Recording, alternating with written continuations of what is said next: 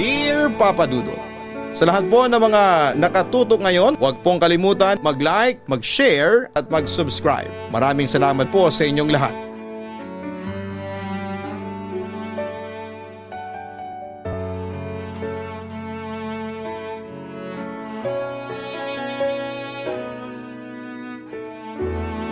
Magandang araw po sa inyong lahat. Tawagin niyo na lamang po ako sa pangalang Hammond. Isang subscriber ninyo na nagmula sa Capiz.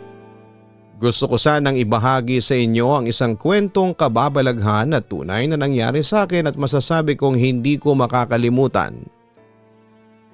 Papadudot, mahalaga sa akin ang kalamansi, masustansya at nakakapag-alis ng umay. Hindi rin ako naaalis ng bahay na walang kalamansing daladala, kahit isa man lang. Maging sa basong aking pag-iinuman ako'y pihikan. Gusto ko na babasagin lamang. Ayoko ng plastic. At bilang taong simbahan, dahil isa akong volunteer worker doon, ay palagi ako may dalang exorcist salt. Isang asin na benendisyonan ng pare at ginagamit sa pantaboy ng mga masasamang elemento. Siya nga pala, natatandaan ko noong mangyari ito sa buhay ko taong 2016. Pinauuwi ako noon sa probinsya namin sa Aklan. Sa Rojas City, Capiz ako nakatira. Kaya anytime ay pwede akong umuwi sa Aklan since magkatabi lang naman ang dalawang probinsyang yon. Anyway, kapag sinasabing probinsya, expected mo ay fiesta, hindi ba? Laging ganon. Lalo pagpatak ng buwan ng Abril hanggang Mayo. Mananawa ka sa karne. Si Vince, inaya kami nila Jojo na pumuntang fiesta sa barangay Toralba sa bayan ng Banga sa Aklan. Malayo ito sa town proper. Malayong malayo dahil sa wala naman akong ginagawa ay sumama ako. Tawanan kami sa daan kasi nga ang layo. Kahit kumain kami ng pagkarami-rami ay matatagtag din pag uwi namin. Lubak kasi yung daan, saka malayo nga. Pagdating namin ay pinakain na kami ng tropa namin. Nakaugalian ko na. Pag kumakain ako sa isang bahay ay uunahin kong uminom ng tubig. Pipili ako ng babasaging baso o kaya cup. Ipapailalim ko ang isang kamay ko doon. Saka ipipihit ko pakaliwa pa kanan yung baso. Pag nabasag kasi ibig sabihin ay may lason. Hindi ko na kasi matandaan kung sa kanan ba o kaliwa kaya both ways ko ginagawa. Turo sa akin yun ng pinsang kong si Kuya Ramil. Ganon kasi siya. Nakaugalian na rin niya. Turo naman sa kanya ng lolo namin na hindi ko na nakagisnaan dahil namatay na ito bago pa ako pinanganak. So ayun naman, hindi naman nabasag yung baso. Isa pa ay tropa namin yung nag-imbita. Pero kasi nakasanayan ko na nga, mismong sa bahay namin ay ganun ako.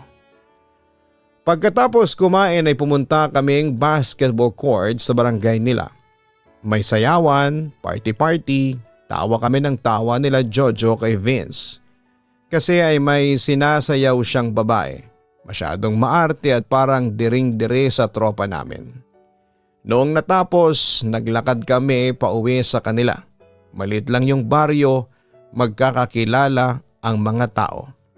Fiesta pa man din kaya halos lahat ng dayo gusto nilang kumain sa bawat bahay. Nakangiti kaming tumatanggi pero may isang matandang babae yung mapilit. Kahit yung tropa naming taga roon ay hindi na makatanggi. Kaya sabi ni Vince ay pagbigyan kasi nakakahiya naman.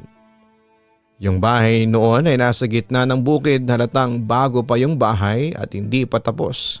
kasi may palitada. May mga tanim na kalamansi doon sa may papasok. May 2 bahay pang mararaanan bago yung bahay nun. Natuwa ako doon sa mga kalamansi kasi ang lalaki. Nabitas ako ng 4, tig-iisa kami. Nauna yung matanda, ang bilis niya na maglakad. Binigay ko isa-isa sa kanila yung kalamansi. Para saan to? Sabi ni Vince.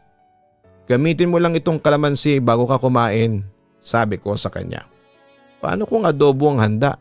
Hindi naman pinapatakan ng kalamansi yun ang sabi pa ni Vince. Baka karne ng tao yung ipakain sa atin. Just in case lang. Patakan mo ng kalamansi ang pagkain bago mo lantakan. Natatawang paalala ko sa kaibigan ko. Umiling-iling lang si Vince ng mga sandaling yon. Samantalang kalamansi ay turo naman sa akin yon ng tsuhing ko. Pero mas nakasanayan ko yung sa may baso.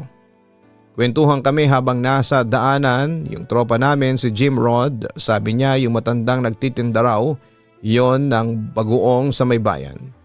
Matagal na raw kasing edad ng lola niya. Yung lola niya ay buhay pa naman pero bedridden na. Kaya na-amaze kami kay lola kasi ang liksi pang kumilos. Pagkarating doon sa bahay ng matanda, pagkaupo namin sa mesa ay tumawag yung mama ni Jim Rod. Tinanong kung nasaan kami. Hinahainan kami nung anak nung matanda ng pansit. Sinabi ni Jim Rod na sumaglit lang kami doon sa bahay ng matanda. Hinintay kong maghain sila ng tubig habang ginagawa ko yung routine ko. Pansin ko ay nakatingin sa akin yung anak. Nung naubos yung pansit, manok at saka kikiam na sahog.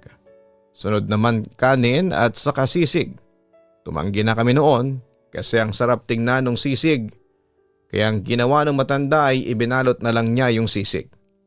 Pagbalik namin kina Jim Rod, yung ate niya ay inaya na kaming uminom. Pero si Jojo ay hindi namin pinainom. Siya kasi ang driver kaya good boy talaga yon. Si Vince ay nilagay niya yung sisig sa may plato. Ako naman ay naghanap ako ng sili saka tiniris ko. Saka yung kalamansi ko ay hinati ko saka ko binudbo doon. Habang hinahalo ko ay parang may nagbago doon sa sisig. Naging parang may buhok-buhok. Pinagalitan ko pa si Vince noon kasi baka buhok niya kasi maikli. Hindi naman pwedeng akin kasi mahaba at kulot ang buhok ko. Nung si Jojo na yung naghalo pa isa-isang tinanggal niya yung mga buhok. Bigla siyang naduwal. Tinanong namin kung bakit. Basta suka lang siya ng suka. Noong tinignan namin yung sisig ay kulang na lang ay dukutin namin ang mga bituka namin. Nagkaroon ng kuko ng tao doon sa sisig. Kinuha ko pa kay Vince yung kalamansing bigay ko at saka ko binudbod. Mas lalong dumami ang buhok doon sa karne mismo. Pinagalitan kami noong mama ni Jim Rod. Dapat daw ay hindi na kami sumama. Kasi kaya pala tinawagan niya si Jim Rod ay para maiiwas kami. Kahit alam na niya kung nasaan kami nila Jim Rod. Tinawagan niya pa rin para malaman ng matanda na alam niya kung nasaan kami. May nakakita kasi sa amin na inaya noong matanda. May usap-usapan na pala sa kanila na aswang yung pamilyang yon. Si Jim Rod lang ang hindi naniniwala. Takot na takot kaming umuwi noon kaya doon na kami natulog. Sinunog namin yung sisig. Hanggang noong 2018 nakikita ko yung matanda sa palengke. Madalas pag nakikita niya ako ay binibigyan niya ako ng libreng bagoong. Homemade daw niya. Yung mga kapwa niya tindera pasikreto akong iniilingan. One time pa nga may sumunod pa talaga sa akin para sabihan ako. Akala nila ay hindi ako aware pero hindi nila alam. Sa tuwing bibigyan ako noon ng matanda ay babasagin ko yung lalagyan. Lumipas naman ng ilang taon, 2023 to be exact. Pumunta ako noon sa Metro Manila dito sa Quezon City para magtrabaho. Napasok ako sa isang call center dito sa EDSA. Nung yung isang katim ko ay nag-aya sa kanila, doon na lang daw kami mag-lunch sa kanila. Sige naman kami. Sa may Caloocan sila, dapat ang mangyayari ay doon na rin kami matutulog bago yung pasok namin kasi masyado ng hassle pag uuwi pa kami ng kanya-kanyang bahay. Ayun na nga papadudot, hindi pa tapos magluto noon nung dumating kami. Inom muna ng soft drink at sa kakain ng biscuit. So dahil nga sa nangyari ay lagi ko nang dala-dala ang kalamansi at nagkataon na may dala din akong exorcist salt. Dahil kagagaling ko lang doon sa simbahan, ginagawa ko pa rin yung sa may baso.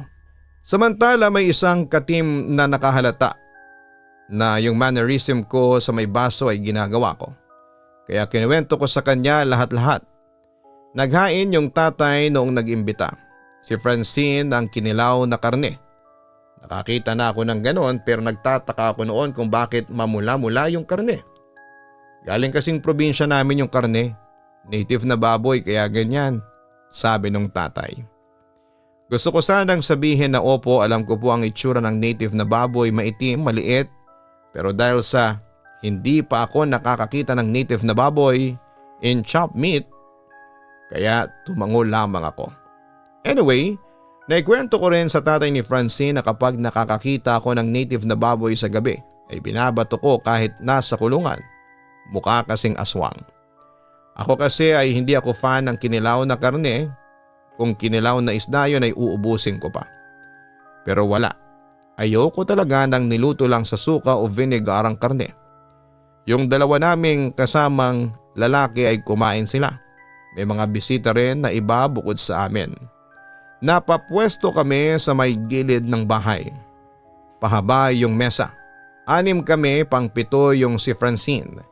Hindi niya kami maasikaso kasi marami silang bisita, puno ng tao ang buong bahay. At saka buong bakuran. Yung part na yon ng Caloocan ay mapuno basta parang nasa probinsya ka rin lang. Nung naghain na ng kanin at saka ulam ay una kong tinirada yung inihaw na isda. Nang hingi yung isa naming kasama kay Francine ng kalamansi para sana'y ilagay sa may toyo ng sausawan. Pero wala daw. Kaya ako sabi ko ay meron ako. Bigla na lang umalis si Francine at ang sabi ng isa pa naming kasama ay na-offend ko yata. Girl Scout daw kasi ako masyado. Wala talaga sa isipan ko na may mangyayaring hindi ka nais-nais. Siyempre mababait naman sila. Lalo na si Francine. Ako yung parang bunso sa grupo, siya naman yung umaalalay sa akin noong bago pa lamang ako. Pero kasi out of habit na yung ginagawa ko, nakasanayan ko na nga. Kahit nga mama ko ay pinapagalitan na ako kakaganon ko. Sino daw ba yung maglalason sa akin sa sarili naming pamamahay? Ultimong kahit sa fast food ay pinapatakan ko ng kalamansi yung kinakain kong burger. Yun na nga. Noong nag-decide ako na karne naman ang kainin ay tinuso ko ng tinidor yung kalamansi. Saka ko sinandok yung ulam at binudbud ko doon. Tanghaling tapat ay nagsitindigan ang mga balahibo ko sa katawan. Adobo yung sinandok ko at mukhang masarap noong una pero nanilimahid na bigla. Naalala ko na may dala pala akong exorcist salt kaya dinukot ko yon sa bulsa ko. Binuksan ang plastic ng exorcist salt at nagbudbud ako ng asin sa pagkain. Lalong lumabas ang pagkadugyot ng adobo. Doon na nga ako naduwal. Busy yung iba sa pagkain kaya yung katabi ko lang ang nakapansin. Dapat ay magwawala na siya pero pinigilan ko. Pinaghanap ko siya ng pwedeng paglagyan ng sinandok ko. Ang nahanap niya yung baunan niya ng tubig. Doon namin nilagay. Saka ko pinatago sa kanya. Gusto ko nang magsuka-suka noon. Kasi sarap na sarap yung mga kasama namin.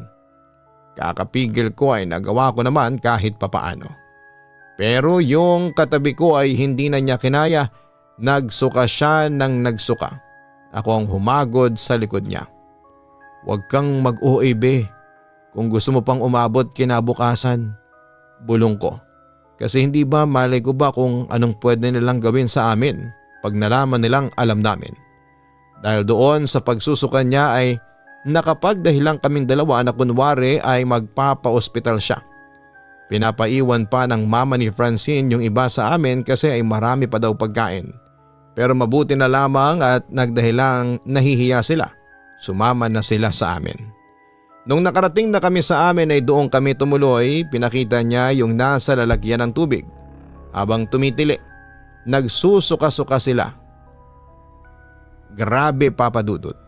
Gusto nilang iwasan na namin si Francine pero naisip ng isa naming kasama na si Willie na huwag kasi baka makahalata. Hayaan na lang daw. Pero yung iba kung pwede lang lumaklak sila ng dishwashing liquid ay ginawa na nila. Matunaw lang yung karne sa tiyan nila. Pinagpasalamat nila na hindi sila nakakain ng dinuguan. Ang sabi kasi nung nagtanong kami ay may certain food na ipapakain sila sa iyo para maging katulad ka na nila. Kadalasan ay lamang loob ng tao na dinasala nila. Noong pumasok na kami sa trabaho ay nakasalubong ko si Francine. Hindi ako nagpahalata na alam ko na ang sekreto niya at ng pamilya niya. Kaya binati ko siya at sabay pa kaming nag-break noon sa pantry. Habang nagkakape kami ay may sinabi siya sa akin na siya kong kinagulat. Sabi ni Lola, may dala ka raw kakaibang asin nang pumunta ka sa bahay namin. Aniya. Bigla kong naalala. Yung tinutukoy ni Francine noong nasa bahay kami ay meron ngang matandang babae ang panayang tingin sa akin. Pero hindi ko yan masyadong pinansin sa sobrang dami ng bisita sa kanila. Anong kakaibang asin? Yung exorcist salt ba ang tinutukoy mo? Balik ko sa kanya. Exorcist salt palang tawag dun. Patangot-tangong wika ni Francine sa akin. Volunteer kasi ako sa simbahan namin at yung parish priest namin isa ring exorcist at yung asin na dala ko ay palagi ang madalas gamitin pantaboy sa mga aswang. Parinig ko. Nakita ko namang napalunok si Francine at parang hindi naging komportable ng mga sandaling yon. Tapos ay umalis na siya. Simula noon ay hindi na niya ako nilapitan o kinausap. At kapag nagkakasalubong kami ay iniiwasan na niya ako, Papa Dudut. Samantala ibabahagi ko rin sa inyo ang naikwento sa akin ng pinsan ko, si Kuya Hornel. Isa siya doon sa mga nag-iespalto ng kalsada. Nagpupunta sila sa iba't ibang lugar sa bansa. Yung dalawang experience ko ay naikwento ko sa kanila. Yung iba ay tinawanan lang ako, pero siya at saka yung dalawa ko pang pinsan ginagawa na rin yung tuwing mapapasabak sila ng kainan sa ibang lugar. So ganun nga, last night na nila doon sa may lugar na yon. Yung boss nila ay binilinan sila na pagkarating pa lamang nila doon na laging magdala ng sarili nilang tubig. Huwag silang bibili ng kahit na ano sa mga baryong yon. Hindi pinaliwanag ng boss nila kung bakit ganon. Ayun nga, last night na nila doon. May magandang babae daw galing doon sa baryo na pumunta doon sa tinutuluyan nilang bahay na nasa katabing baryo pa. Parang nahila na raw silang lahat. Inimbitahan daw sila noong babae na pumunta sa bahay kasi nag-aya ng inuman. Buti na lang, sabi ng pinsan ko nung dumating yung babaeng kakain pa lang sila, hawak niya pa yung kalamansi. Noong magpunta sila doon sa baryo na ginagawa nila ng kalsada. Pagkarating doon, Papa Dudut, ay pinaupo agad sila sa may inuman. Parang nagtaka silang lahat kasi doon na sila natauhan. Buti yung isa nakapag-text pa sa boss nila na nasa katabing bahay lang noong tinutuluyan nila. Yung boss nila ay nag-reply. Sinabihan daw sila na mga kupal daw sila bakit sila sumama. Yung pinsang ko ay binudburan niya yung pulutan. Medyo madilim kaya hindi niya gaano unang maaninag kung may nagbago. Pero noong inangat nga niya yung mangkok ay kita niya na may eyeball daw, may kuko, may karne rin na may buhok, Papa Dudut. Sabi ng babae, kambing daw yon. Ilocano yung pinsan ko at hindi siya maluloko. Alam niya yung amoy and texture ng karne ng kambing sa tingin pa lang. Hindi mo siya maluloko, nakipag-away pa nga yun dati sa may kainan sa may Quiapo. Sabi ng tendera ay kambing daw yung ginamit sa pinapaitan. Kaya mahal ang presyo. Pero nakipag-away siya kasi karne naman ng baka. Marahan niya lang na ibinaba yung mangkok. Butil-butil na raw ang pawis niya noon. Halos hindi siya makagalaw. Actually lahat sila. Kasi na-realize na nila kung bakit pinagbabawalan sila ng boss nila nung umpisa pa lamang na huwag bumili ng kahit na ano sa baryong yon. Pati kung bakit beast mode na beast mode yung boss nila nung sinabi nila na nandun sila. Aswang yata yung mga taga doon. Pinipilit silang pakainin noong pulutan pero todo tanggi sila. Yung pinsan ko ay naging vegetarian daw noon nang wala sa oras makapagpalusot lamang. Buti na lamang at dumating yung boss nila. Ayaw pa sana silang paalisin pero sabi ng boss nila pinapatawag sila sa bahay noong mayor noong lugar. Hindi na raw nakapalag yung mga tao doon sa baryo. Pumunta talaga sila doon sa bahay ng mayor. Doon ay tinawanan sila ng tinawanan noong mayor. Doon na rin sila pinatulog. Nung kinuwento niya sa amin ay laugh trip kami sa kanya. Malaking tao kasi yung pinsan ko. Maton na maton ang itsura. Siya yung tipong pag nakasalubong mo sa may kanto ay iiwasan mo. Pero noong pagka-uwi niya sa amin ay iyak siya ng iyak sa nanay niya. Todo pasalamat din siya sa akin. Pero dahil doon ay never na kaming bumili ng lutong ulam. Ang mama ko na hindi naniniwala sa mga aswang na yan. Abay tuwing madaling araw na bumibili ng karne. Yung makikita pa niya mismong pinapatay yung baboy. Sa kabilang banda, eto naman nangyari lang sa aming magpipinsan noong 2024 lang. Kasal ni Kuya Harris, pinsan namin. Siyempre lalaki siya. Yung handaan sa may babae. Ganon kasi sa amin. 2 days bago yung kasal, nauna na kaming magpipinsan doon sa probinsya ng bahay. Kasama si Kuya Harris. Kasama din namin yung kaibigan ni Kuya na hiniraman niya ng truck para doon isakay yung mga gamit na kailangan. Mula probinsya namin, 2 oras ang biyahe. Dagdag 1 oras papunta sa mismong barangay noong babae. Nagbibiruan pa kami. Kasi si Kuya Hornel ay parang isang sakong kalamansi yata ang dala niya. Sa bag rin niya ay puro kalamansi. Kalamansi man nga ang tawag namin sa kanya. Sa likod kasi ng bahay nila ay puro kalamansi na tanim. Akala namin ay magagamit namin yung kalamansi noon, hindi pala. Display lang. Mababait yung side noong babae at bundat na bundat kami. Fresh na fresh yung mga seafoods na hinain nila. Nag-i-emote kaming lahat noon sa may dagat noong paggabi na. Sa may dalampasigan kasi ay malapit yung bahay nila. Hindi naman kami binawalan na kung ano man papadudot. Christian kasi sila. Kaya walang ganong pamahiin. Basta wag lang daw kaming magsiswimming pag naglakihan na yung alon kasi delikado na. Maraming puno ng niyog sa paligid dahil namis naming maglaro. Sabi ni Kuya Harris, maglaro kaming taguan.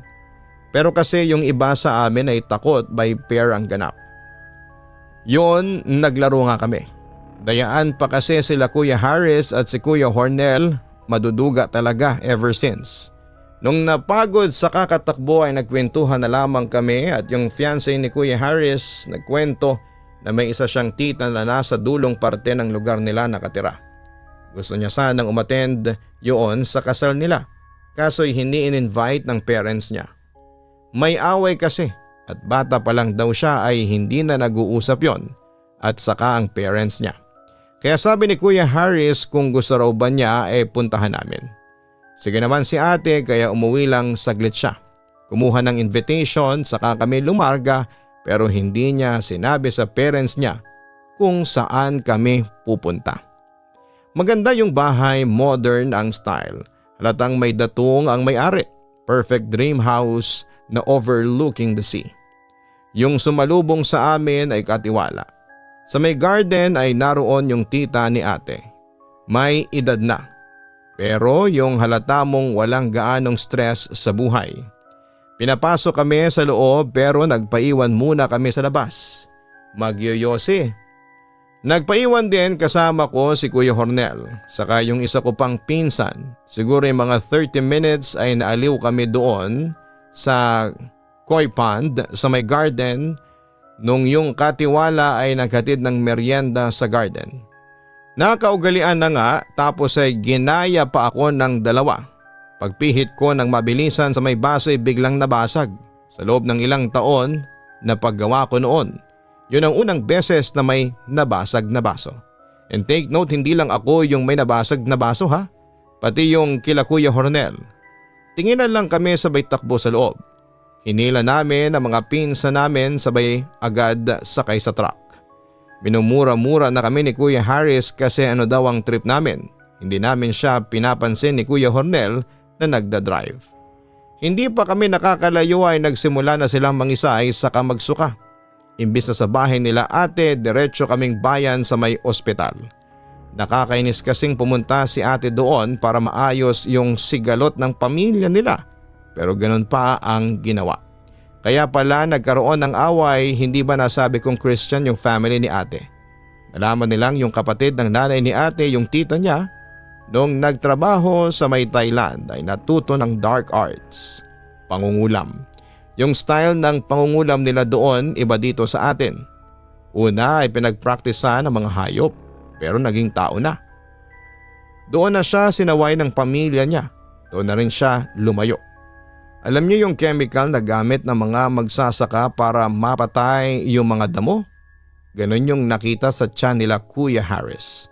Sabi ng mga doktor doon sa ospital, hindi daw ba nila naamoy yung iniinom nila? Purong yung chemical na yon yung nakita sa isinuka nila. Pero kahit ako ay hindi ko naamoy na hindi juice pala yon. At dahil doon ay imbis na kinaate ganapin ang kasal, sa amin na tuloy. Naurong din yung date kasi halos 1 linggo silang na-confine. At eto nga papadudot, ang ilan lang sa mga naging karanasan ko. Kaya palagi talaga akong may baong kalamansi at exorcist salt sa bulsa. Hindi naman sa pagiging praning pero parang safety measure na rin po yon. At para hindi ako mauwi sa pagiging biktima ng mga aswang o ng mga mangkukulam. Sa ngayon ay maayos naman ang buhay ko papadudot.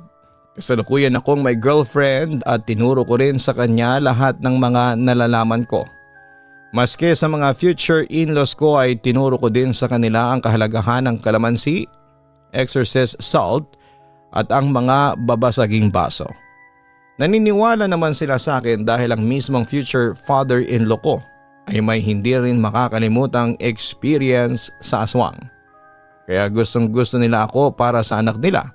Dahil marami akong alam na pangontra at syempre mabait naman ako at responsableng boyfriend kaya botong-boto sila sa akin. Dito ko na po tatapusin ang sulat ko. Muli ay maraming salamat at magandang araw po sa inyong lahat. Lubos na nagpapasalamat, Hammond. Maraming salamat kay Hammond sa pag-share mo ng iyong kwento sa aming programa. Marami sa atin ang hindi naniniwala sa mga aswang, kulam at iba pang mga elemento. Pero kahit na hindi naniniwala ay walang masama kung makikinig tayo sa mga payo sa atin ng mga kaibigan o kamag-anak o kapamilya natin. Wala ring mawawala sa inyong sakaling makagawian ninyo ang pagpatak ng kalamansi sa mga kinakain ninyo o ang pag-ikot sa babasaging baso o pagbudbud ng asin sa anumang bagay. Malay kasi natin baka nga ang paniniwalang ito ang siyang magliligtas pala sa atin sa kapahamakan. Sa kabilang banda dito rin papasok yung kasabihan na huwag basta-bastang magtitiwala sa mga tao lalo na't hindi ninyo masyadong kilala. Hindi naman sa pagiging rude o bastos. Pero syempre hindi natin alam kung ano ba talaga ang totoong pakay sa atin ng taong lumalapit sa atin. Oo, maging friendly tayo pero palagi tayong mag-obserba sa ating kapaligiran. At kung may masama kang kutob sa taong lumapit sa iyo ay huwag mong pilitin ang sarili mo. Lumayo ka na kaagad sa kanya at dapat ay matuto tayong makiramdam sa bawat galaw o sinasabi sa inyo ng taong kaharap ninyo. Nang sa ganon ay hindi kayo maluloko o mapapahamak.